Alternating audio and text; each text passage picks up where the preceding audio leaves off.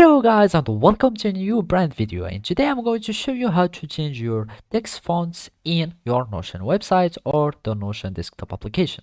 So the first thing that I want you to do now is to connect to your Notion web portal and sign in with your Google or Apple accounts. Otherwise, you can just connect or open your Notion desktop application and then follow these simple steps.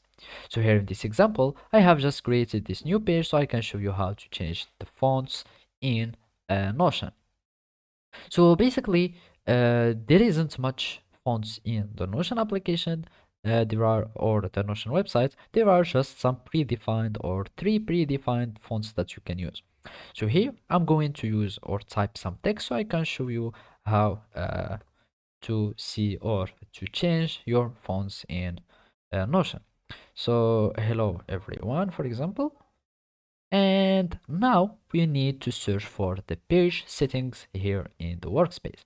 So basically you will locate them here in these 3 point icons here in the top right corner, and just click on these 3 points here.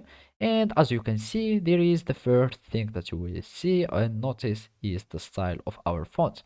So basically there are just 3 fonts that you can use in Notion.